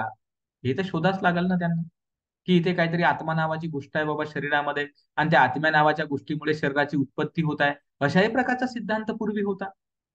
किंवा परमात्मा नावाची गोष्ट आहे त्याच्या माध्यमाने आपली रचना होत आहे, असाही सिद्धांत प्रचलित होता. तर त्याच्यामुळे भगवंताला त्या गोष्टीचा शोध करणं गरजेचंच होतं, की खरंच आपल्यामध्ये अशी कोणती तरी शक्ती आहे का ज्याच्या माध्यमाने आपण बनत आहोत, किंवा बाहेर अशी कोणती शक्ती आहे का ज्याच्या माध्यमाने आपण बनत आहोत, किंवा हे जग बनलेलं आहे ज्याप्रमाणे लोक म्हणतात. ते शोधाशोध केल्या करणं गरजेचं होतं. आणि ते सगळं शोधाशोध केल्याच्या नंतर त्यांच्या लक्षामध्ये आले का असं तर काही आहे नाही, हे तर प्रतीच्य समुत्पन्न आहे. हे तर प्रतीच्य समुत्पन्न आहे, हेतू आणि प्रत्ययाने तो उत्पन्न होताना दिसत आहे. आणि हेतू प्रत्ययाच्या माध्यमाने उत्पन्न होत असल्यामुळे इथे कुठला असा ईश्वर परमेश्वर तर नाही या सर्व गोष्टी तयार करणारा, निर्माण करणारा. आणि या शरीरामध्ये असा कुठला आत्मा वगैरे प्रकार नाही आहे की जो या शरीराला बनवत आहे, घडवत आहे, तयार करत आहे. आणि म्हणून मग भगवान तथागताने म्हटलं का अनात्मा, इथे आत्मा नावाची गोष्ट नाही. भगवंत म्हटलं का निरीश्वर, या ठिकाणी ईश्वर नावाची अशी कोणती गोष्ट नाही. म्हणजे ईश्वराला नाकारण्याच्या मागे किंवा आत्म्याला नाकारण्याच्या मागे भगवान बुद्धांची भूमिका ही कुठल्याही प्रकारे द्वेषाशी संबंधित नव्हती, किंवा कोणाला नाकारण्याशी संबंधित नव्हती, कोणाला खिल्ली उडवण्याशी संबंधित नव्हती, किंवा कोणाचा अपमान करण्याशी संबंधित नव्हती. त्यांनी जे ज्ञान जाणलं, त्या ज्ञानाच्या आधारावर त्यांना हे समजलं की असं काही नाही, असं काही नाही. तर जे काही आहे ते प्रत्ययाने उत्पन्न होत आहे, आणि प्रत्यय नसल्याने का ते नष्ट होत चाललेलं आहे. तर हे उत्पाद आणि व्यय, ह्या जो शब्द आहे ना उत्पाद आणि व्यय, ते उत्पाद आणि व्ययाचं रहस्य भगवान बुद्धाने शोधले. उत्पाद व्ययाचं रहस्य. तर तुम्ही बघा आपल्या अवतीभवती लाखोच्या संख्येनं गोष्टी उत्पन्न होत आहेत, नष्ट होत आहेत, उत्पन्न होत आहेत, नष्ट होत आहेत. तर त्या उत्पन्न आणि व्यय होण्याच्या मागाचं जे रहस्य आहे, की कोणत्या गोष्टीने उत्पन्न होतात आणि कोणत्या गोष्टीने गोष्टी व्यय होतात, तर त्याचं एक रहस्य आहे, ते भगवान तथागतांनी शोधलं. परंतु आधीच मी सांगितलेलं आहे का दुःख हा विषयच मोठा गंभीर आहे. कारण मानव त्याच गोष्टीला मानव त्या गोष्टीने पीडित आहे. तर त्याच्यामुळे मग भगवान तथागतांनी बाकीच्या गोष्टींबद्दल फार काही विश्लेषण केली नाही, किंवा केली असतील. मी असं नाही म्हणू शकत का केली नाही, 100% केली असतील. कारण काय, 45 वर्ष भगवान बुद्धांनी धम्म शिकवला ना, 45 वर्षामध्ये किती मोठा कालावधी आहे. तर भरपूर गोष्ट शिकवल्या भगवान तथागतांनी. परंतु त्याचं रेकॉर्ड्स जे आहे ते आपल्याकडे अवेलेबल नाही आहे. म्हणजे म्हणून कुठे कुठे दिसतात ना आपल्याला समर्थ कल्प, विवर्त कल्प, हे शब्द दिसतात, त्याचं विश्लेषण काहीच दिसत नाही आपल्याला. अवकाश श्लोक दिसते शब्द, विश्लेषण काहीच दिसत नाही आपल्याला. का विश्लेषण दिसत नाही? किंवा कॅल्क्युलेशन ज्या पद्धतीने आपल्याला दिसतात, अवेलेबल आहेत, म्हणजे जे गणितीय काही शब्द, तर ते त्याचा अंदाज नाही काढतात आपल्याला. योजन या शब्दाचा अंदाज नाही काढतायत, यौत या शब्दाचा अंदाज नाही काढतायत. म्हणजे त्या काळामध्ये 2500 वर्षाच्या आधी कोणत्या गोष्टीला काय म्हटलं जात होतं आकडेवारीनुसार, तर त्याचा अंदाज आपल्याला काढता येत नाही. आपण अंदाजे काहीतरी अंदाज काढतो, त्याच्यामुळे आपले कॅल्क्युलेशन चुकतात. कारण शेवटी कसं असते, मोजमापाची पण आपली एक टेक्नॉलॉजी किंवा यंत्रणा काम करते तेव्हा तशी असेल. तर समर्थ विवर्त कल्प हा शब्द दिसतो आपल्याला. समर्थ विवर्त कल्पामध्ये भगवान बुद्ध काय म्हणतात, की पृथ्वी हा नावाचा जो ग्रह आहे तो पहिला अस्तित्वात नसतो. हे भगवान म्हणतात का सूर्यमालाच अस्तित्वात नसते. सूर्यमालाच अस्तित्वात नसते म्हणतात भगवान. आणि ही सूर्यमाला बनणं सुरू होते. आणि बनणं सुरू झाल्यानंतर पृथ्वीसारखा ग्रह असतो, त्या ठिकाणी मग जीवसृष्टी निर्माण व्हायला लागते. तर ते जे आहे त्याला म्हणतात संवर्ध, म्हणजे त्याचं संवर्धन होत आहे, एक प्रकारे डेव्हलपमेंट होत आहे, संवर्धन होत आहे. आणि समय असा येते ज्या वेळेस हे लोक जीवन नष्ट होते, खतम व्हायला लागते. त्याला म्हणतात विवर्त. हे विकीर्ण होऊन जातं, खतम होऊन जातं, नष्ट होऊन जातं, पूर्ण चक्रवाल खतम होऊन जातं ते. आणि याच्याच आधाराने मग दुसरीकडे पण अशा प्रकारची उत्पत्ती होते. या प्रकारचा उत्पाद वेळ सांगितलेला आहे. आता महत्वाचा मुद्दा आहे की एखादं चक्रवाल म्हणजे सूर्यमालिका, सोप्या शब्दामध्ये चक्रवाल म्हणजे सूर्यमालिका. गॅलेक्सी हा मोठा विषय आहे. गॅलेक्सीच्या अंतर्गत सूर्यमाला कितीतरी असू शकतात. हा, तर आपण चक्रवाल म्हणजे एक सूर्यमालिका ज्या ठिकाणी पृथ्वीसारखा जीवसृष्टीसारखा एखादा ग्रह असू शकतो, ती गोष्ट. तर भगवान तथागताने सांगितलं की हा जो कालावधी आहे यांचा, हा लाखो करोडो अब्ज वर्षाचा कालावधी असू शकतो ना. जसं आता आपण म्हणतो की आमच्या पृथ्वीचं वय काय आहे, 4 अब्ज वर्षाचं आहे. बापरे, 4 अब्ज वर्ष, किती मोठा कालावधी आहे. आपलं आयुमान राहून राहून किती आहे, 70-80 वर्ष जगतो, मरून जातो आपण. 4 अब्ज म्हणजे किती मोठा कालावधी आहे. हा, पण मनुष्याने शेवटी तो वयोमान काढला. कार्बन डेटिंग सारख्या प्रकारामुळे आपण एखादी जमिनीमध्ये गळलेली वस्तू शोधून काढू शकतो का, हे 2000 वर्षाच्या आधीची आहे. 5,000 वर्षाच्या आधीचे आहे, 10,000 वर्षाच्या आधीचे आहे. जेव्हा की आपलं वय तेवढं मोठं नाही आहे. आपलं वय तेवढं मोठं नाही. आपण तर जगतोच अतिशय कमी. परंतु आपल्याकडे बुद्धी नावाचा जो प्रकार आहे, त्या बुद्धी नावाच्या प्रकाराने आपण तर जाणतो ना या गोष्टी. तशाच सारखं भगवंतांनी त्या काळामध्ये संवर्त विवर्त कल्प जाणलेले आहेत का. एखादी सूर्यमालिका, जीवसृष्टी कशी निर्माण होते आणि ती कशी नसतो, हा प्रत्यक्ष समुत्पादामध्ये येणारा विषय प्रत्यक्ष समुत्पादात येतो. कारण प्रत्ययांनी उत्पन्न होत आहेत ना गोष्टी, प्रत्ययांनी गोष्टी उत्पन्न होतात आणि नष्ट होऊन जातात. हाच तो विषय आहे. पण त्याचा अॅक्युरसी, त्याचा जो अॅक्युरेटपणा जो आहे, तो आपल्याला पाली साहित्यामध्ये आढळत नाही. संस्कृत साहित्यामध्ये थोडा थोडा कधी आढळतो, पण तेवढा विस्तृत प्रमाणामध्ये आढळत नाही. आणि त्याच्यामुळे काय होते, शंका निर्माण होतात. कारण एखाद्या विषयाची जर परफेक्ट माहिती जर नसेल, तर शंका तर निर्माण होणारच आहे. तसं आता आपल्या सूत्रांच्या बाबतीत ते परफेक्ट माहिती आहे थोडीशी, त्याच्यामुळे शंका तेवढ्या निर्माण नाही होत. पण असे जेव्हा वक्तव्य आपण वापरतो, तेव्हा शंका निर्माण होतात. कारण त्याची परिपूर्ण माहिती आपल्याला आढळत नाही, परिपूर्ण माहिती आपल्याला दिसत नाही. शब्द दिसतात, माहिती दिसत नाही. आणि त्याच्यामुळे आपल्याला मग अंदाज कळावा. मग आपल्याला काय वाटते, जाऊ द्या ना, काय करायचा आहे तो विषय, तो काय आपल्या कामाचा आहे, असू द्या, असं म्हणून आपण त्याला नाही शिकू शकत. कारण त्याच्या संदर्भातली जी माहिती घ्यायची म्हटली तर तो एक मोठा विषय बनून जातो. पण भगवान तथागताने कळत नकळतपणे कुठे कुठे त्याचे संदर्भ आपल्याला दिसतात. हा सर्व विषय जो आहे, हा प्रतित्य समुत्पादाचा विषय. म्हणजे यावरून आपण समजू शकतो की आपल्या मानवी जीवनामध्ये उत्पन्न होणाऱ्या छोट्याच्या छोट्या दुःखापासून, सुखापासून प्रतित्य समुत्पाद काम करतो. आपलं शरीर उत्पन्न होते, नष्ट होते, तिथेही प्रतित्य समुत्पाद काम करतो. चक्रवाल म्हणजे जे सूर्यमालिका उत्पन्न होते, नष्ट होते, तिथेही प्रतित्य समुत्पाद काम करतो. जीवसृष्टी उत्पन्न होते, नष्ट होते, तिथेही प्रतित्य समुत्पाद काम करतो. आणि ब्रह्मांडामध्ये गॅलेक्सीज किंवा अनेक प्रकारच्या अशा गोष्टी असतात, ते त्याही उत्पन्न होऊन नष्ट होतात, तिथेही प्रतित्य समुत्पादच काम करतो. म्हणजे प्रतित्य समुत्पाद म्हणजे उत्पाद आणि व्यय या गोष्टीचा तो नियम आहे. उत्पाद व्यय धम्मिनो, हे उत्पन्न होणे, व्यय होणे, हा तो नियम आहे. परंतु उत्पाद व्यय धम्मिनो हा विषय खूप सोपा वाटते आपल्याला. कशामुळे, गोष्टी उत्पन्न होते, खतम होते. जसं आता विपස්සना करणारे लोक असतात, त्यांच्यासाठी हा एकच शब्द आहे, उत्पाद व्यय धम्मिनो, उत्पाद व्यय धम्मिनो, अनित्य अनित्य, बस झालं, संपला विषय. अरे पण तसं नाही आहे ते. ऍक्च्युअली कुठलीही गोष्ट उत्पन्न होते त्याच्यामध्ये हेतू आणि प्रत्यय असतात. कुठलीही गोष्ट नष्ट होते त्याच्या मागे हेतू आणि प्रत्यय असतात. त्याच्यामुळे मी शिकवत असताना तसं नाही शिकवत. मी प्रतित्य समुत्पादाच्या शैलीने शिकवतो. कारण भगवान तथागतांचं वचन मी खूप लहानपणी वाचलेलं आहे. आणि भगवान तथागत काय म्हणाले होते, सनिदानं भिकवे धम्मं देसे सामी, हे भगवंताचं वाक्य आहे. सनिदानं भिक्खवे धम्मं देसे सामी, की भिक्षूंनो, मी निदानांसह धम्म शिकवतो, असं भगवंताने म्हटलेलं आहे. आणि त्याच्यामुळे आपण जेव्हा असं म्हणतो की बाबा रे, माझ्या माझ्या शरीरामध्ये वेदना उत्पन्न झाली आणि वाट पाहत बसतो, प्रतीक्षा करत बसतो, कधी संपते रे बाबा, कधी संपते रे बाबा, कधी संपते रे बाबा, कधी संपते रे बाबा. आणि मग अर्धा तास होते, मग अधिष्ठान, बापरे, सहनशीलता आपल्यामध्ये वाढवतो आणि ती मग भंग होऊन जाते, तुटून जाते. आणि मग म्हणतो भावा, अनित्य आहे, अनित्य आहे, अनित्य आहे, संपली, झाली होती उत्पन्न, संपली. काज त्याच्या मागचे हेतू प्रत्यय जाणले का आपण, कधी वेदना का उत्पन्न झाली, कशामुळे उत्पन्न झाली, जाणलं का आपण, नाही जाणलं. नाही जाणलं. का नष्ट झाली, जाणलं का आपण, नाही जाणलं. म्हणजे अज्ञान जशान तसंच राहिलं ना कायम, अविद्या जशान तशीच कायम राहिली ना. अविद्या कुठे संपली, अविद्या नाही संपली, तुमची सहनशीलता वाढली. म्हणजे जे बसण्याची क्षमता आहे आपली ती वाढली. पहिला आपण 15 मिनिट बसू शकत होतो, दुःख सहन करू शकत होतो, आता आपण 1 तास दुःख सहन करू शकतो. तेवढं पीडा झाल्यावर मोठी सहन करू शकतो आपण. म्हणजे आमच्यात जी सहनशीलता वाढली. अरे सहनशीलता वाढवून काय करतो, प्रज्ञावान थोडीच बनते सहनशीलता वाढल्यानं. अशा कित्येक लोकांकडे सहनशीलता वाढलेल्या आहेत. हा, भिकारी लोक असतात, उन्हातानामध्ये राहतात, सहनशील आहेत. थंडीमध्ये लोक राहतात, सहनशील आहेत. अनेक प्रकारे लोक काबाड कष्ट करतात, वेगवेगळ्या प्रकारची मेहनत कष्ट करतात, अनेक प्रकारच्या दुःखांना, व्यथा वेदनांना ते सहन करू शकतात. त्यांच्यामध्ये मोठी प्रचंड सहनशीलता असते.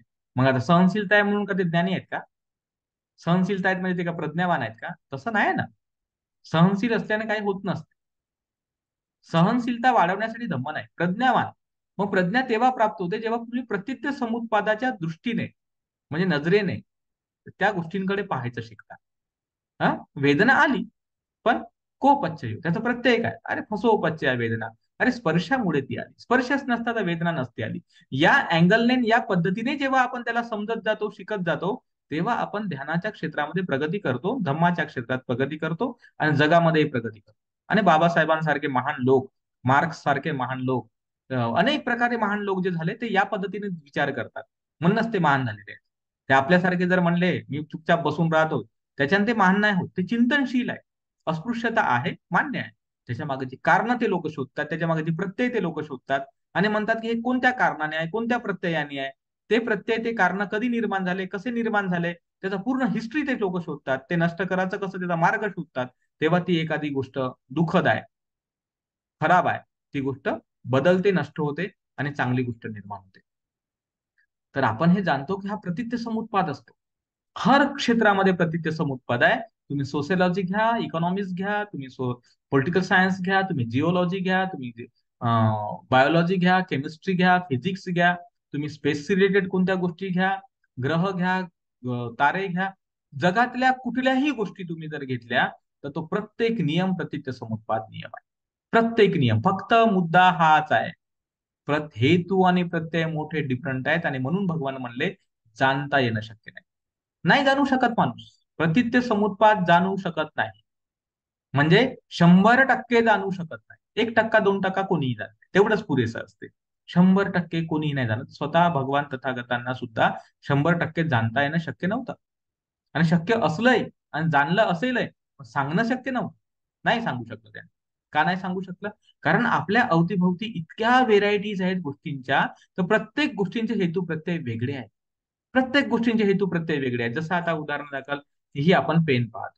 उत्पत्ती आहे ना या पेनीची, उत्पत्ती आहे. ज्या अर्थी उत्पन्न झाली त्याच्या हेतू प्रत्ययाने उत्पन्न झाली ती. पण हेतू प्रत्यय उत्पन्न झाल्यानंतर आता या ठिकाणी वापरलेलं जे मटेरियल आहे ते डिफरंट टाईपचं मटेरियल आहे. त्यासाठी कारखाने, साचे, अनेक गोष्टी लागल्या, तेव्हा ती एक त्याची उत्पत्ती झाली.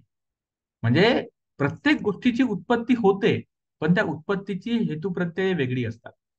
जी हेतू प्रत्यय आपण दुःखासाठी वापरणार, ती हेतू प्रत्यय पेनीसाठी कामाची आहेत का? हा, ज्या प्रकारे चहा बनतो तर चहासाठी वेगळे इन्ग्रेडियंट्स लागतात, त्याची वेगळी विधी असते बनण्याची. पण तेच आपण भातासाठी वापरू शकतो का? त्याचे भात म्हणल्यावर वेगळे इन्ग्रेडियंट्स असतात, वेगळी बनवण्याची पद्धत असते, वेगळी त्याची उत्पत्ती असते. मग विचार करा तुम्ही, का प्रत्येक उत्पन्न होणाऱ्या गोष्टीच्या मागे हेतू आणि प्रत्यय जर वेगळे वेगळे असतील, अलग अलग असतील, त्याचा टायमिंग, त्याचे वेळ वेगळा वेगळा असेल, समय वेगळा वेगळा असेल, त्याची एकत्रित येण्याची पद्धती वेगळी वेगळी असेल, तर हे किती क्रिटिकल आहे हा सिद्धांत. जसं आपण पाहतो आपल्या भारतामध्ये आता हिवाळा सुरू आहे. हा, मग उन्हाळाही राहते, पावसाळाही राहते. पण तेच आपण ऑस्ट्रेलिया किंवा लंडन किंवा अशा ठिकाणी गेलो तर त्या ठिकाणी अशा प्रकारचं वातावरण नाही आहे जसं भारतामध्ये आहे. तेही तर पृथ्वीच आहे ना. पण नाही ना तसं वातावरण. आपल्या भारतामध्येच वातावरणामध्ये विविधता दिसते. महाराष्ट्रामधलं वातावरण दमट पद्धतीचं डिफरंट टाईपचं वातावरण आहे. पण तेच उत्तर भारताकडे गेल्यावर आपल्याला थंड वातावरण वाटते. दक्षिण भारताकडे गेल्यानंतर थोडं चिकट पद्धतीचं वातावरण वाटते. हा, म्हणजे फरक पडला की नाही वातावरणामध्ये. हा, इकडे मुंबईच्या पट्ट्याकडे आपण गेलं तर त्या ठिकाणची हवा आणि त्या ठिकाणचं वातावरण वेगळं असते. हा, तेच आपण इकडे पश्चिमेकडे गेलो, नागालँड वगैरे, सिक्कीम, तिकडलं वातावरण वेगळं असते. म्हणजे आपण या भारतामध्येच वेगवेगळ्या पार्टमध्ये गेल्यानंतर वातावरण वेगळं असते. कशामुळे वेगळं बनलं वातावरण? कारण त्या ठिकाणचे हेतू, त्या ठिकाणचे प्रत्यय वातावरण निर्माण करणारे वेगळे आहेत, विविध आहेत. आणि विविध असल्यामुळे त्या ठिकाणच्या वातावरणाची उत्पत्ती वेगळी वेगळी. तर त्यामुळे हे किती कठीण आहे हा सिद्धांत समज. आणि म्हणून काय होतं, सदैव अज्ञान हे कायम राहतं. अज्ञान नावाचा जो विषय आहे ना, अज्ञान, अडाणपण, हे अडाणपण आणि अज्ञान कुठल्या नाही कुठल्या क्षेत्रामध्ये कायमच राहत असते. आणि त्याच्यामुळे प्रत्येक व्यक्ती हा 100% ज्ञानी नसतो, कोणीच नसतो. आणि म्हणून बाबासाहेबांसारखे महान लोक, भगवान तथागतांसारखे कोणताही महान व्यक्ती हा असंच म्हणत असतो की मी काही बाबा पूर्णतः ज्ञानी नाही, मला बरंच काही शिकण्यासारखं आहे. कारण तो असं का म्हणतो? कारण त्याला माहित असते ना आपण किती क्षेत्रामध्ये अज्ञानी आहोत. एखाद्या क्षेत्रात ज्ञानी आहोत, पण हजारो क्षेत्रामध्ये आपण अज्ञानी असतो. आणि म्हणून तो व्यक्ती ज्याला ज्ञानाची किंमत माहित आहे, ज्याला प्रज्ञेची किंमत माहित आहे, ज्याला प्रतित्य समुत्पादाची किंमत माहित आहे, त्याच्यामुळे काय होऊ शकते याची गॅरंटी आहे, तो व्यक्ती मग अनेक प्रकारचं ज्ञान संपादन करतो. अनेक प्रकारचे पुस्तकं खरेदी करणं, वाचणं, क्लासेस करणं, अनेक प्रकारे, कारण त्याला माहित असते त्यात का बाबा हे किती महत्वाचं असू शकते. म्हणून भगवंताने पण म्हटलंय का भिक्षूंना अविद्येचा कलंक पुसून टाका. म्हणून बाबासाहेब आंबेडकर म्हणाले की तुम्ही शिका, शिकाल तरच तुमची प्रगती होईल. महात्मा फुले म्हणाले की विद्येविना मती जाते. तुमच्याकडे विद्याच नसेल, नॉलेज नसेल, तुमची बुद्धीच काम करत नाही. आणि एकदा तुमची बुद्धी काम करणं बंद झाली की मग तुमची गती, तुमचं वित्त आणि तुमचं सगळं ते खतमच होऊन जाते ते. म्हणजे बघा, महात्मा फुल्यांचा पण सिद्धांत तोच आहे, बाबासाहेबांचा सिद्धांत तोच आहे, भगवान तथागतांचा सिद्धांत तोच आहे. शिक्षण, नॉलेज, ज्ञान, ज्ञान घेतल्याशिवाय आपण आपली परिस्थिती नाही बदलू शकत. का नाही बदलू शकत? कारण आपण प्रत्ययांचं ज्ञान, हेतूंचं ज्ञान जोपर्यंत होत नाही, गोष्टींना निर्माण नाही करू शकत. आणि जर समजा हे आपल्याकडे नसेल नॉलेज किंवा ज्ञान, तर आपण देवाच्या मागे लागतो. का हे परमेश्वरा, हे ईश्वरा, हे प्रभू, मला सुखी ठेव. तुला मी नारळ फोडून टाकतो, तुझ्यासाठी नवस करतो, तुला गंडा बांधतो, तुझा दोरा बांधतो. बस हे चालते. म्हणून आपल्याकडे प्रत्येक धर्म म्हटलं का धंदा आला. कोणताही धर्म असू द्या, तो धंदाच असतो एक प्रकारे. कारण प्रत्येक व्यक्ती हा ज्ञानी बनण्याची इच्छा नाही करत. त्याला असं वाटतच नाही की आपण ज्ञानी बनावं. त्याला सातत्याने असं वाटत राहते की कोणीतरी आपल्यावर आशीर्वाद देतील, ब्लेसिंग्स देतील, आपल्याला आशीर्वाद देतील, आपलं कल्याण होईल.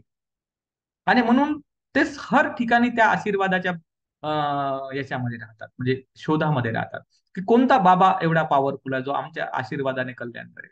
कोणता गंडा पॉवरफुल आहे, कोणता दोरा पॉवरफुल आहे, कोणाचं प्रवचन पॉवरफुल आहे, कोणाचं आशीर्वाद पॉवरफुल आहे. मोठा ते शोध चालू राहते माणसाचं. हा, कोणतं तीर्थक्षेत्र पॉवरफुल आहे, कुठे गेल्यावर आपले दुःख दूर होतील. मस्त जातात इकडे, जातात तिकडे, पण स्वतःकडे कधी पाहत नाही. या 3.5 हाताच्या कायमध्ये कसं ज्ञानी बनायचं, बाह्य व्यवहारांमध्ये ज्ञानी कसं बनायचं, हे नाही. ज्ञानाच्या गोष्टी सांगू नका मला. आम्हाला अज्ञानी जसे आहो आम्ही तसेच आम्हाला ठेवा. आणि जसं आहो आम्ही तसंच राहिलो पाहिजे. आम्हाला बाहेरून कोणतीतरी शक्ती भेटते का, कोणता तरी आशीर्वाद भेटते का, त्या फिक्रीमध्ये लोक राहतात. आणि म्हणून हा प्रतित्य समुत्पाद नावाचा जो विषय आहे ना, तो अशा पद्धतीने दुर्लक्षित होतो. कारण हा विषय ज्ञानाचा विषय आहे.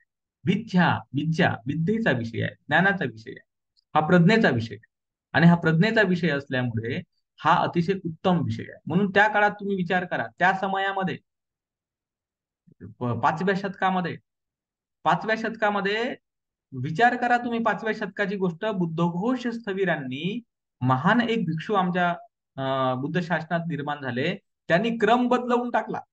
क्रम बदलवला. भगवान बुद्धाचा क्रम काय होता? प्रज्ञा, शील आणि समाधी. हा भगवान बुद्धाचा क्रम आहे. आर्य अष्टांगिक मार्गात तुम्ही पहा, पहिलं प्रज्ञा आहे, नंतर शील आहे, नंतर समाधी आहे. पण बुद्धघोष स्थविरांना वाटलं की अरे, प्रज्ञा तर अतिशय गंभीर आहे, प्रज्ञेमध्ये हे अतिशय गंभीर विषय आहेत, आणि हे लोकांना नाही समजत आहेत सध्याच्या काळामध्ये.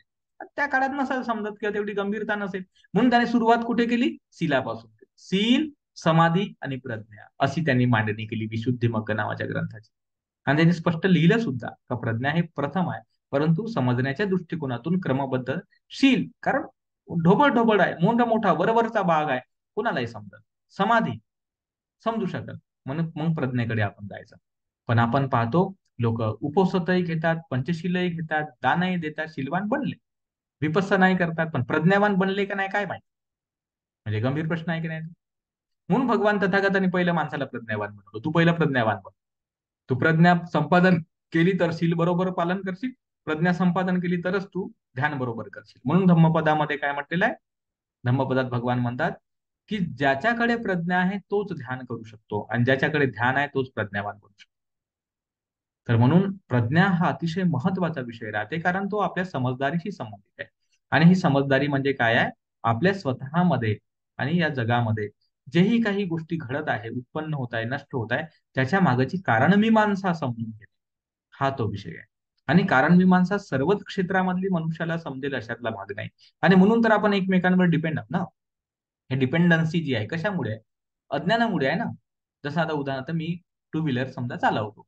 आता टू व्हीलर चालवतो याचा अर्थ मला टू व्हीलरचं ज्ञान आहे का? कल्पना करा बरं तुम्ही. आता आहे, टू व्हीलर घेतली आपण, आहे, आपल्या उपयोगाची गोष्ट आहे. पण आता समजा पंक्चर टायर झाला, आपण दुरुस्त करू शकतो. हा, किंवा ते गाडीमध्ये काही खडखड आवाज यायला लागला, आपण दुरुस्त करू शकतो. हा, एखादा ब्रेकचा वायरस तुटून गेला, आपण दुरुस्त करू शकतो. म्हणजे याचा अर्थ काय झाला?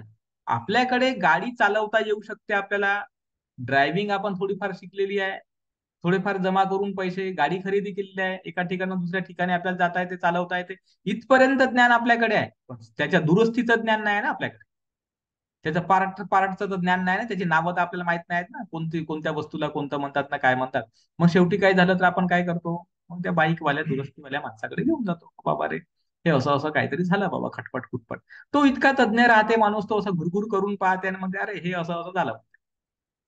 बस झालं, घे 100-200 काय असेल ते देतो आपण त्याला, मग ठीक आहे बाबा, घे आणि तू आमची दुरुस्त करून दे. म्हणजे बघा बरं, म्हणजे आपण या नॉर्मल उदाहरणावरून समजू शकतो की आपण 100% ज्ञानी नाही बनू शकत. हा, 100% ज्ञानी नाही बनू शकत आपण. आणि ज्ञानी 100% बनू शकत नाही म्हणून आपण काय करतो, जिथे आपण अज्ञानी आहोत ना, तिथे ज्या क्षेत्रात कोणाला ज्ञान आहे आपण त्याची मदत घेतो, तेव्हा आपला व्यवहार कुठेतरी पार पडतो. तर यावरून तुम्ही समजून जा, म्हणून याला म्हणजे डिपेंडंट ओरिजिनेशन काय, हे एकमेकांवर डिपेंड राहण्याचा जो प्रकार आहे ना, तो भगवंताने शिकवला. म्हणून याला लिंक हा शब्द वापरतात काही लोक. लिंक, लिंक म्हणजे एकमेकांशी जुळलेली असणे गोष्ट. आणि म्हणून आपण पाहतो की हे अशा प्रकारे गोष्टी जुळून आहेत एकमेकांसोबत. आणि जास्त गोष्टीला पाहणं म्हणजे प्रज्ञावान बनणं आहे, प्रतिते समुत्पाद जाणणं आहे. आपण साधा उदाहरण सांगतो तुम्हाला, परत उदाहरण असे भरपूर आहे. प्रतिते समुत्पाद हा इतका मोठा विषय आहे की तो किती बोलत राहिला आणि मरेपर्यंत तरी तो संपू नाही शकत. इतका मोठा भयंकर विषय आहे. उदाहरण तुम्ही घ्या, आपण चपात्या खातो. वा वा, मस्त बनवल्या चपात्या, खाल्ल्या आपण. ठीक आहे. अज्ञानी माणूस आहो आपण, अडाणी माणूस. अडाणी माणूस असंच म्हणतो, वा वा वा, मस्त आहे मस्त आहे मध्ये, मोठा त्याच्यामध्ये आसक्त होऊन जाते, मोठा त्याच्यामध्ये गुरफटून जाते. हा अडाणी माणूस, अज्ञानी माणूस, बयाड माणूस हा. कारण तो गुरफटला ना त्याच्यामध्ये. पण ज्ञानी माणूस तसा नाही राहत. ज्ञानी माणूस तो पाहते त्या ठिकाणी चपाती, चपाती बनवणारी बाई, तिचं कौशल्य पाहतो. तो पाणी, कणिक, चक्कीवाला माणूस तो पाहतो की ते गहू दुकानातून आणलेले दुकानवाला माणूस, तो पाहतो की तो मार्केट मधला व्यापारी माणूस, त्याने शेतकऱ्यांकडून खरेदी केलं, तो शेतकरी माणूस जो शेतामध्ये राबला आणि त्याने ते त्याची पैदास केली, त्याची त्याने उत्पत्ती केली. आणि ते शेतात उत्पन्न झालं ते केवळ नाही, ते पाण्याने झालं, जमिनीने झालं, वायूने झालं. तो अशी डिपेंडन्सी पहा, एक गोष्ट किती गोष्टींसोबत डिपेंड डिपेंड होत आलेली आहे, त्याची किती लिंक अशी जुळलेली आहे. आणि जेव्हा होय असं तो जाणतो तेव्हा त्याच्या मनामध्ये अहोभाव राहते, मोठी त्याच्या मनामध्ये दया उत्पन्न राहते. तो कधी बायकोवर रागवणार नाही. कशासाठी रागवल, त्याला रागवण्याची काही गरज वाटत नाही. त्याला वाटतं ठीक आहे, इट्स ओके. तो आपल्या घरादारावर रागवत नाही, तो बाकीच्या समाजावर रागवत नाही, कारण तो पाहतो की प्रत्येक व्यक्ती हा इंटरडिपेंडंट आहे, एकमेकावर अवलंबून आहे. तेव्हाच आपण जिवंत आहोत या जगामध्ये. आपल्याला वाटते मी मी मेरा मेरा, अरे काहीच नाही मी मी मेरा मेरा. आपल्याला वाटते माझ्याकडे नोकरी आहे, कष्ट आहे, मेहनत आहे, एवढा पैसा कमवला, मेरे जैसा बडा कोई नाही. अरे, हा रस्ताच कोणी बांधला नसता, तू तुझ्या पैशाचा काय केला असतास, कशी गाडी चालवला असता त्या रस्त्यावर. हा, रस्ता कोणीतरी तर बांधला. म्हणजे अनेक गोष्टी आपण जेव्हा पाहतो पडताळून स्वतःच्या अवतीभोवती, तेव्हा आपल्याला दिसून पडते की आपल्याला जे सुख वैभव भेटलं ते आपल्या एकट्याचं बिलकुल नाही आहे.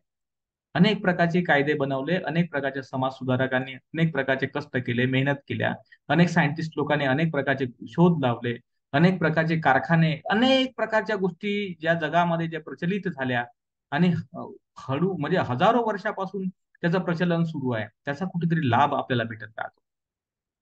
आणि त्याच्यामुळे भगवान तथागतांनी सांगितलं, तुम्ही स्वतंत्र नाही आहात, तुम्ही डिपेंड आहात एकमेकांवर.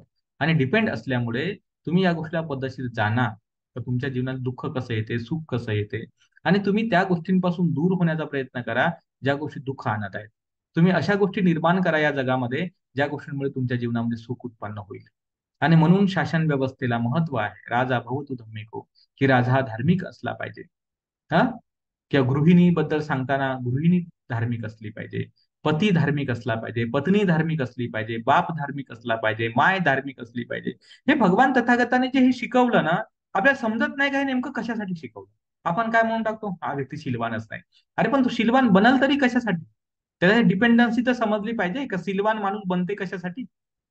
कारण तो एकमेकांवर अवलंबून आहे, एकमेकांवर डिपेंड आहे, एकमेकांचा व्यवहार करणारा व्यक्ती आहे. आणि त्याच्या व्यवहारामध्ये शिलाचा भंग झाल्यानंतर दुःख येण्याची शक्यता असते. म्हणून तर शिलाची पालन करण्याची प्रक्रिया निर्माण झालेली आहे. जेव्हा हे आपण इंटरडिपेंडन्सी लक्षात घेतो, एकमेकांवर अवलंबून राहणं, एकमेकांपासून म्हणजे एकातून दुसऱ्या गोष्टी उत्पन्न होणं, तर या पद्धतीने जेव्हा आपण उत्पाद व्यय पाहायचं शिकतो या जगामध्ये, तर तो व्यक्ती बरोबर प्रज्ञावान. आणि जो व्यक्ती असा प्रज्ञावान आहे तोच व्यक्ती स्रोतामध्ये पडलेला आहे. स्त्रोतामध्ये पडलेला आहे धम्माच्या, त्याची आता अधोगती होऊ नाही शकत, तो दुःखी नाही होऊ शकत, त्याला कोणी दुःखी करू नाही शकत. का नाही करू शकत, त्याचं मन जे आहे ते प्रज्वलित झालेलं आहे, प्रज्ञावान बनलेलं आहे. आणि तो प्रज्ञावान मनाचा माणूस आहे. आणि प्रज्ञावान मनाचा माणूस हा प्रतित्य समुत्पाद जाणणारा माणूस आहे. ज्याला प्रतित्य समुत्पाद समजला, तो त्याला निब्बाण समजलं. ज्याला प्रतीचे समुत्पाद नाही समजलं तो अज्ञानामध्ये पडलेला आहे, मग तो कोणीही असो, भंतेजी असो, भिक्षुणी असो, उपासक असो, उपासिका असो, अन्य तीर्थ व्यक्ती असो, श्रीमंत असो, गरीब असो, गोरा असो, काळा असो, बाई असो, पुरुष असो, काय त्याच्यानं काय नाही फरक पडत. बुद्धाचा धम्म हा ज्ञान आणि अज्ञान या एकाच गोष्टीवर आधारित आहे. तुम्ही ज्ञानी आहात का, तुम्ही ज्ञानी नाहीत का, बस याच एका गोष्टीवर आधारित आहे बुद्धाचा धम्म. तुम्ही ज्ञानी असाल, तुम्ही बुद्धाचे शिष्य, तुम्ही अज्ञानी असाल, तुम्ही माराचे शिष्य, बस संपला विषय. इथे तुमच्याही रंगरूपाचा विचारच केला गेलेला नाही आहे. गरीब श्रीमंतीचा विचारच केला गेलेला नाही. खेड्यातला शहरातला विचारच केला गेलेला नाही. तुमचा वर्ण, तुमची जात कोणती आहे याचा विचारच केला गेलेला नाही. इथे फक्त एकाच गोष्टीचा विचार आहे, तुम्ही जागृत झालात की नाही, तुम्ही प्रज्ञावान बनलात की नाही, बस हाच एका गोष्टीचा विचार. तुम्ही प्रज्ञावान असाल तुम्ही महान, तुम्ही प्रज्ञावान नसाल तुम्ही अजून महान बनायचे साठ. त्याची ट्रेनिंग, शिक्षा घ्या, शिका, आणि शिकून तुम्ही ज्ञानी बना. हीच प्रोसेस भगवान बुद्ध धर्मामध्ये आहे. आणि म्हणून प्रतीच्य समुत्पाद हा जो विषय आहे तो इतका व्यापक आणि इतका महत्वपूर्ण असा विषय आहे, जो आपण काय केला पाहिजे, समजला पाहिजे आणि जाणला पाहिजे. तर आजच्या आपल्या या प्रास्ताविक गोष्टीमध्ये आपण हे सांगण्याचा प्रयत्न केलेला आहे की प्रतीच्य समुत्पाद या शब्दाची जी डेफिनेशन आहे, त्या शब्दाची जी व्याख्या आहे, त्याचा जो एक संभाव्य अर्थ आहे, तो आपण वेगवेगळ्या उदाहरणाने आणि वेगवेगळ्या पद्धतीने समजण्याचा प्रयत्न केलेला आहे. आणि हा विषय जो आहे तो आपल्याला आपल्या क्षमतेनुसार समजून घ्यायचा आहे. म्हणजे हे आपल्या क्षमतेवर डिपेंड करते, कारण आपण ज्या गोष्टींशी रिलेटेड आहोत त्या क्षेत्रामध्येच प्रतीच्य समुत्पाद समजून घ्यायचा आहे. म्हणजे याला आपण फार व्यापक अर्थाने नाही समजून घेऊ शकत, कारण आपलं क्षेत्र ते नसते.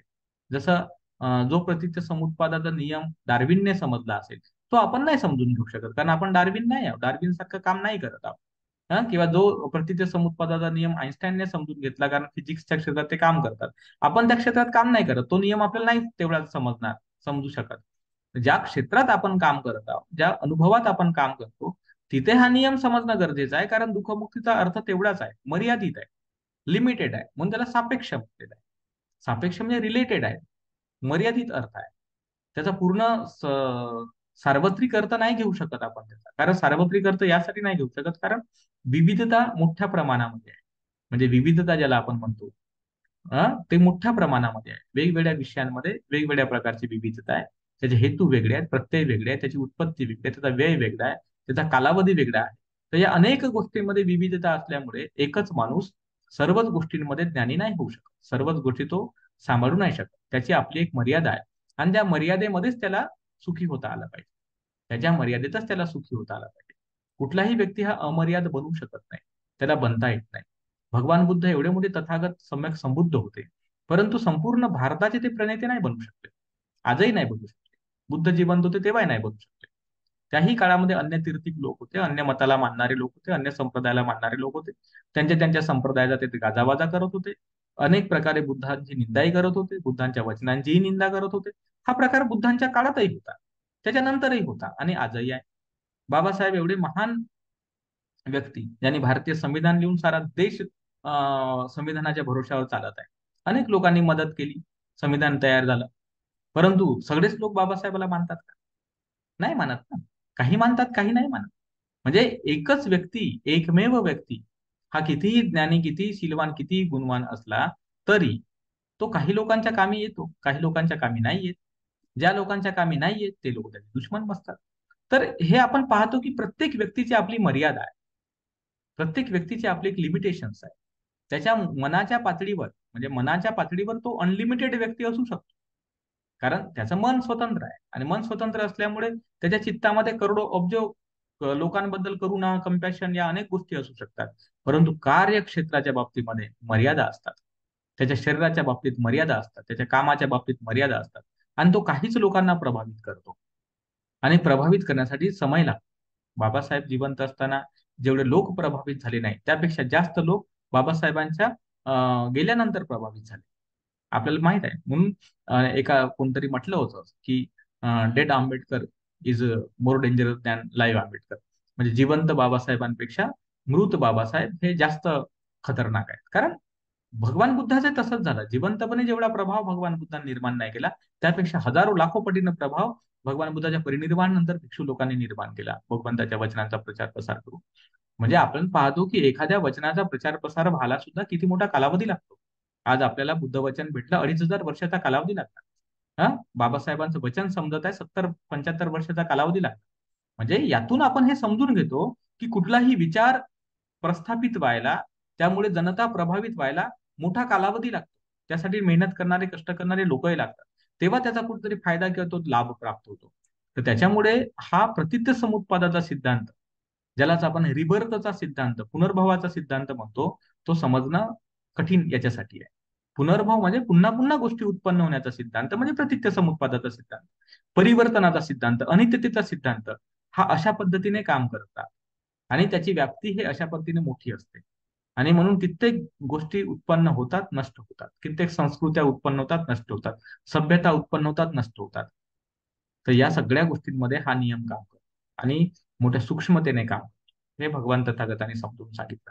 तर प्रतित्य समुत्पाद या शब्दाची जी एक व्याख्या आहे किंवा त्याचा जो एक अर्थ आहे, तो आपण थोडासा विस्तारित पद्धतीने समजून घेतलेला आहे. आणि मी अनेक उदाहरणाने, अनेक दाखल्याने आपल्याला ते समजावून सांगण्याचा प्रयत्न केलेला आहे. आणि मला आशा आहे की तुम्हाला हा विषय नक्कीच लक्षात आला असेल.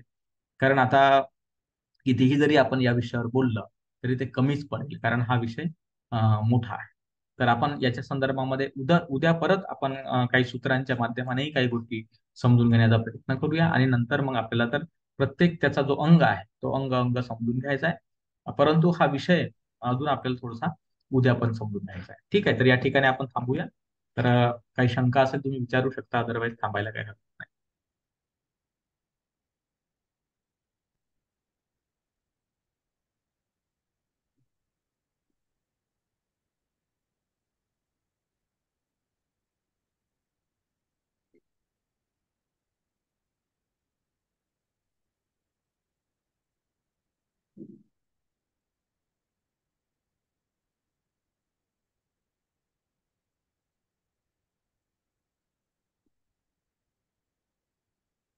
ठीक आहे, तर कोणाला काही शंका वगैरे नाहीत ना? नाही सर. नाही सर, काय शंका. ओके, ठीक आहे, ठीक आहे. तर सर्वांप्रती आपण मंगलकामना व्यक्त करून थांबूया.